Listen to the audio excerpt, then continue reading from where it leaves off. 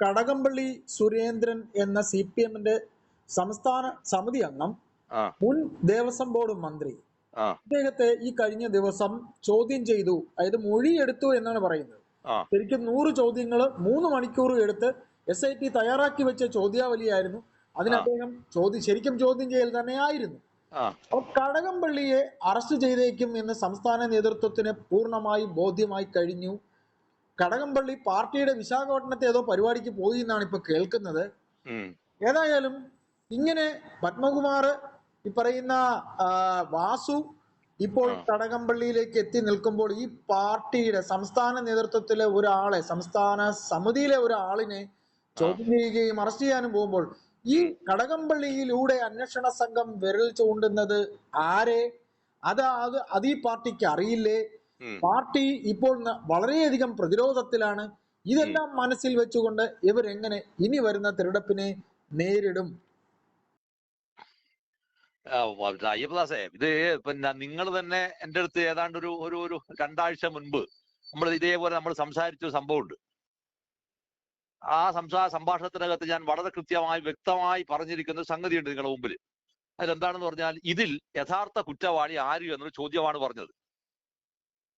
ആര് എന്നുള്ളതാണ് ചോദ്യം. അപ്പൊ അന്ന് ഞാൻ അർത്ഥശങ്കക്കിടയില്ലാത്ത വിധം ഞാൻ പറഞ്ഞ സംഭവം ഇതാണ്. ഈ കേരളത്തിലെ മുഖ്യമന്ത്രി അറിയാതെ ഒരു തരത്തിലും ഇതുപോലുണ്ടായിരിക്കുന്ന കൊടും ഭീകരമായിരിക്കുന്ന ഒരു സംഭവം ശബരിമലയിൽ നടക്കില്ല. ഞാൻ വളരെ വ്യക്തമായിട്ട് പറഞ്ഞൊരു സംഗതി അത്. അപ്പൊ ഇത് പറയാനുണ്ടായ കാരണം എന്തെന്നുള്ളതാണ് ചോദ്യം. അന്ന് ഞാൻ വളരെ വ്യക്തമായി പറഞ്ഞിട്ടുണ്ട്. വാസു എന്ന ഒരാൾ, വാസ്തവത്തിൽ ആരാണ് വാസു?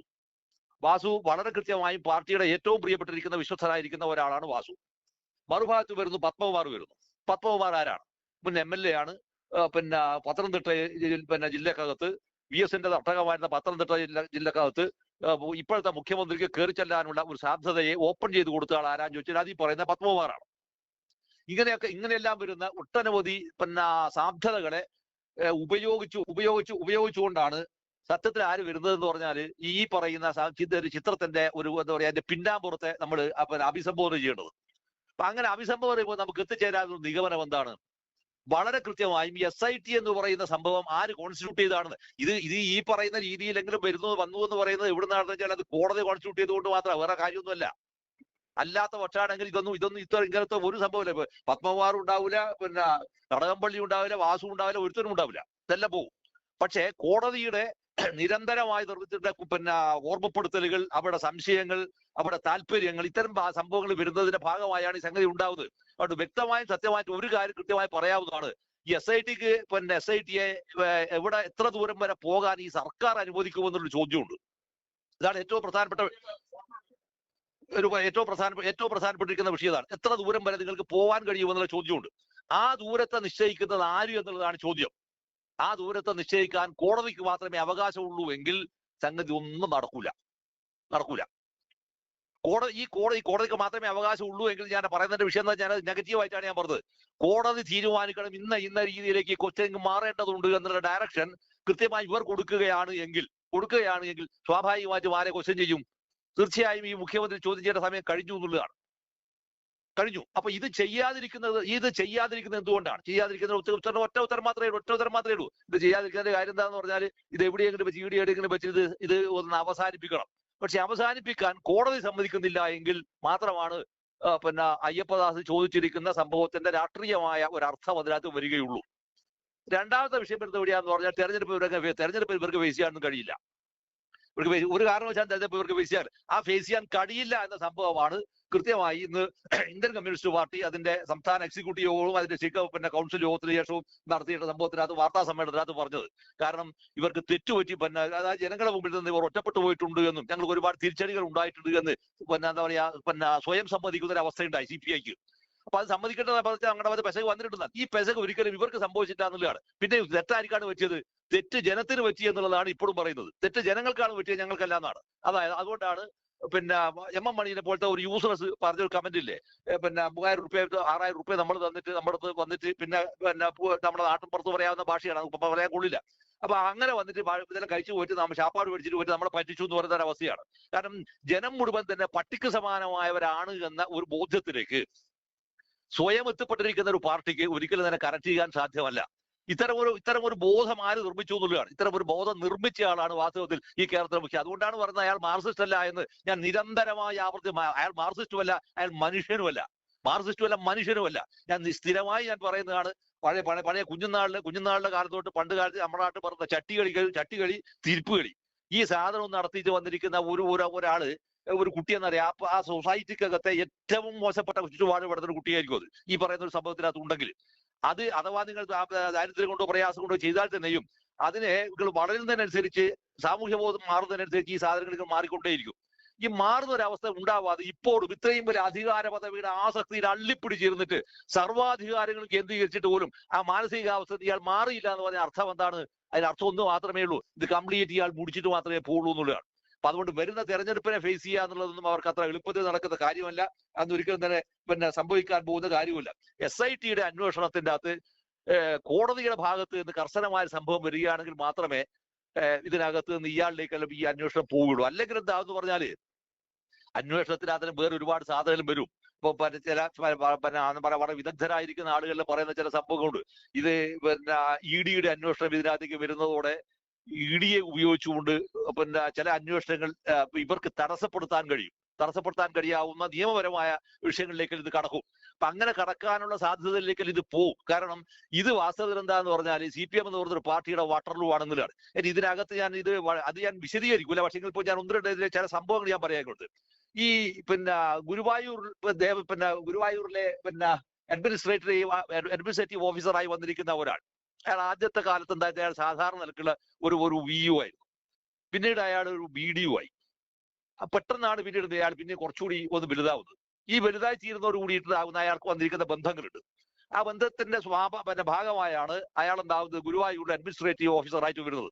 ഗുരുവായൂരിലെ അഡ്മിനിസ്ട്രേറ്റീവ് ഓഫീസറായി എന്ന് പറഞ്ഞാൽ അവിടെ ഉണ്ടായിരിക്കുന്ന ഒരു സാധാരണ ഒരു പൊന്നിന്റെ ചെറിയ പൊടി തൊട്ട് അവിടെ എന്തൊക്കെ ബാക്കിയുണ്ടോ ആ ഉള്ള സാധനത്തിന് മൊത്തം കണക്കെടുക്കാനുള്ള അധികാരവും അവകാശവും അല്ലെങ്കിൽ അന്വേഷിക്കാനുള്ള ഒരു റൈറ്റുള്ള ആളാണ് ഈ അഡ്മിനിസ്ട്രേറ്റർ.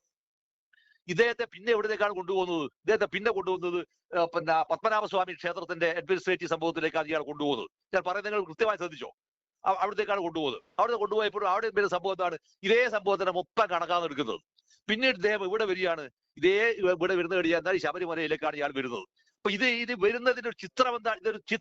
ഇതൊരു ചിത്രം എന്താണെന്ന് പറഞ്ഞാല് വളരെ കൃത്യമായിരിക്കുന്ന പ്ലാൻഡ് ആയ ലൂട്ടനിങ് ആണ് ഈ സംഭവം. പ്ലാൻഡ് ആയ ലൂട്ടനിങ് ആണ് ഇത്. ഒരുപക്ഷെ എന്നെക്കാൾ നന്നായിട്ട് ഒരുപക്ഷെ ഏറ്റവും ഗംഭീരമായിട്ട് അറിയുന്ന കൂട്ടരായിരിക്കും SIT ഉദ്യോഗസ്ഥന്മാരെല്ലാം തന്നെ എല്ലാം ഇവർക്കെല്ലാം. അപ്പൊ ഇതെല്ലാം സ്വാമി ക്ഷേത്രത്തിൽ ഇദ്ദേഹത്തെ കൊണ്ടിരുത്താൻ നോക്കിയോ വിജയകുമാറിനെ? അല്ലല്ല, വിജയകുമാറിനല്ല പറഞ്ഞത്. ഞാൻ ആളെ പേര് ഞാൻ പറയുന്നില്ല എന്ന് പറഞ്ഞത് അതുകൊണ്ടാണ്. അങ്ങനെ ഉണ്ടായിരിക്കുന്ന ഒരു ഓഫീസറെ കൊണ്ടാണ് ഈ പറയുന്ന മുഴുവൻ കാര്യങ്ങളും ഭംഗിയായി നിർവഹിക്കുന്നത്. അപ്പൊ ഇതിങ്ങനെ നിർവഹിച്ച് മൊത്തം സാധനത്തിൻ്റെതായി ലിസ്റ്റ് ഇവർ കണക്കെടുത്ത് കഴിഞ്ഞാൽ ഈ തെന്നിന്ത്യയിൽ ഇവിടെ വരാവുന്ന ക്ഷേത്രങ്ങളെ മുഴുവൻ കൊള്ളയടിക്കാൻ പദ്ധതി ഇട്ടിരിക്കുന്നു എന്ന് പറഞ്ഞൊരു ആരോപണം ഇതിനു മുമ്പേ വരുന്നുണ്ടല്ലോ. ഈ ആരോപണത്തെ കൂടി കൂട്ടി വായിക്കുമ്പോഴാണ് ഈ അഡ്മിനിസ്ട്രേറ്റീവ് റേഞ്ചിൽ ഉണ്ടായിരിക്കുന്ന സംഭവത്തിന്റെ സാധ്യതയെ എത്ര മാരകമായാണ് സന്നിവേശിപ്പിച്ചിട്ടുള്ളത് എന്ന് നമ്മൾ തിരിച്ചറിയേണ്ടത്. ഈ സന്നിവേശിപ്പിക്കുന്നിടത്താണ് ഒരു മുഖ്യമന്ത്രി എന്ന നിലയിൽ ഇദ്ദേഹത്തിന് ഉണ്ട് എന്ന് പറഞ്ഞിട്ട് ഇപ്പോൾ വന്നിരിക്കുന്ന ഒട്ടനവധി ആരോപണങ്ങളുണ്ട്. ഈ ആരോപണങ്ങൾ വാസ്തവത്തിൽ എന്താകുന്നത് ഒരു വലിയ ചോദ്യചിഹ്നമായി പൊതുസമൂഹത്തിന് മുമ്പിൽ നിൽക്കുന്നതെന്നുള്ളതാണ്. ഇങ്ങനെ വരുന്ന ഒരു അവസ്ഥയിൽ നിന്ന് വേണം വാസ്തവത്തിൽ നമ്മൾ ഈ കടകംപള്ളിന്റെ ഈ സംഭവത്തെ നമ്മൾ SIT സംഭവത്തിൽ അന്വേഷിക്കാറുള്ളത്. അതുകൊണ്ട് സത്യത്തിൽ എന്താണെന്ന് പറഞ്ഞാൽ നമ്മൾ ഇപ്പോൾ കണ്ടുകൊണ്ടിരിക്കുന്ന ചിത്രത്തിൻ്റെതല്ല, അതിനേക്കാൾ എത്രയോ അപ്പുറത്തേക്ക് കടക്കാവുന്ന വലിയ ഡയമെൻഷൻ ഈ സംഭവത്തിന് ഇതിന്റെ എന്താ പറയാ അതിന് അടിയാധാരമായിട്ട് പ്രവർത്തിക്കുന്നുണ്ട്. അപ്പൊ അങ്ങനെ അടിയാധാരമായിട്ട് പ്രവർത്തിക്കുമ്പോൾ ഇത് അന്വേഷണം പൂർണ്ണമായ തോതിൽ നടക്കുന്ന ഒരു ഘട്ടം വരികയാണ് എങ്കിൽ അത് ഇനിയും എന്താ പറയാ നമുക്ക് അത്ഭുതപ്പെട്ടു പോകാവുന്ന വലിയ കൊള്ളകളുടെ ചിത്രമാണ് വാസ്തവത്തിൽ വെളിപ്പെടാൻ പോകുന്നത്. ടൈപ്പോദാസ്, അങ്ങനെയാണ് എനിക്ക് തോന്നുന്നത്. ഏതായാലും ചേട്ടാ സത്യത്തിൽ വേണമെന്ന് വെച്ചാൽ പകൽ വെളിച്ചത്തിൽ ഈ കേരളത്തിലെ മുഖ്യമന്ത്രിയെ ചോദ്യം ചെയ്യണം. പകൽ വെളിച്ചത്തിൽ ചോദ്യം ചെയ്യണം ഇയാളെ. അപ്പോ പകൽ വെളിച്ചത്തിൽ ഇയാളെ ചോദ്യം ചെയ്യണം. അപ്പൊ ചേട്ടൻ പറയുന്നത്, ഇവിടുത്തെ ജനങ്ങൾ പറയുന്നത്, മിസ്റ്റർ വിജയ ഞങ്ങൾ ആരെന്ന് നിങ്ങൾക്ക് കാട്ടിത്തരും അല്ലെ? വരുന്ന തീർച്ചയായും ജനം പറയുന്നു വിജയ ഞങ്ങൾ ആരെന്ന് നിങ്ങൾക്ക് കാട്ടിത്തരാം. അതെ, അതാണ് കമ്മ്യൂണിസ്റ്റുകാർ സാധാരണ പറയുന്ന ഒരു സംഭവമുണ്ട്. ജനം മാത്രമാണ് ചരിത്രത്തിന്റെ ചാലകശക്തി.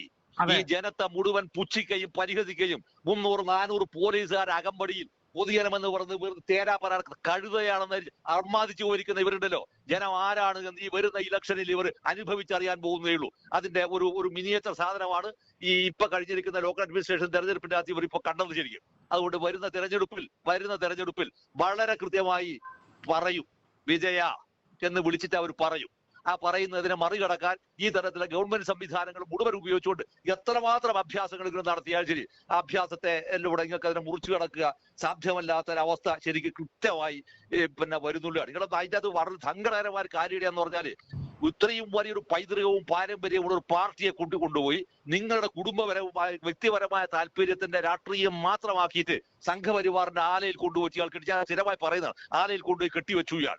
ആ കെട്ടിവെക്കുന്നതിന്റെ ഭാഗമായി എന്ത് സംഭവിക്കുകയാണ് ശരിക്കും ഈ പാർട്ടിയെ മുഴുവൻ തന്നെ എന്താണ് ഹൈന്ദവവൽക്കരിക്കുന്ന ഒരു പ്രക്രിയയിലേക്ക് അവർക്കുണ്ടായ സാധ്യതയുടെ വാതിലുകൾ തുറന്നിട്ട് കൊടുക്കുകയാണ് ചെയ്തത്. എന്നിട്ട് പുറത്ത് വന്നിട്ട് അയാൾ പറയുകയാണ് ഇപ്പൊ ഈ PMC പദ്ധതിക്ക് 2024 കൊണ്ടുപോയിട്ട് അയാൾ ഒപ്പുവെക്കാൻ കരാറുണ്ടാക്കിയിട്ട് ഇപ്പുറത്ത് വന്നിട്ട് എന്താ പറഞ്ഞത്, ഇതിനെതിരെ ദേശാഭിമാനി ലേഖനം എഴുതുക, ഈ ഗോവിന്ദനെ കൊണ്ട് എഴുതിപ്പിക്കുക. ഇതേപോലെ തന്നെ കുറെ ഇടതുപക്ഷ ബുദ്ധിജീവികൾ എന്ന് പറയുന്ന കുറെ ആളുകളെ കൊണ്ട് എഴുതിപ്പിക്കുക. അപ്പോൾ ഇവർ വാസ്തവം എന്തായിരുന്നു, അതൊക്കെ അങ്ങേപ്പുറത്ത് കൃത്യമായ കരാർ ഒപ്പുവെച്ച് കഴിഞ്ഞിരിക്കുന്നു. പൊതുജനത്തെ കബളിപ്പിക്കാൻ പറ്റിക്കുകയായിരുന്നു. അത് പറ്റിച്ചു എന്ന് പറയുന്ന സാധനമാണ് ഇന്ത്യൻ കമ്മ്യൂണിസ്റ്റ് പാർട്ടിയെ വലിച്ച് പുറത്തേക്കിട്ടത്. ഈ പുറത്തേക്ക് കിട്ടുമെന്ന് പറയുന്ന സമയത്ത് അതിനെ മറികടക്കാൻ എന്ത് ചെയ്തു ഇയാള്, ആ ജാള്യതയെ മറികടക്കാനാണ് അപ്പാടെന്ത് ചെയ്ത് ഈ ഇലക്ഷന് തൊട്ട് മുമ്പായിട്ട് ലോക്കൽ അഡ്മിനിസ്ട്രേഷൻ ഇലക്ഷന് തൊട്ട് മുമ്പായിട്ട് ഒരുപാട് സൗജന്യങ്ങൾ വാരിക്കോരി ഇയാൾ പ്രഖ്യാപിച്ചു. ആ പ്രഖ്യാപിച്ച പ്രഖ്യാപനങ്ങൾ അപ്പോൾ ഈ സൗജന്യങ്ങളൊന്നും തന്ന് ഞങ്ങളെ പറ്റിക്കണ്ട വിജയ എന്ന് ജനം പറയും.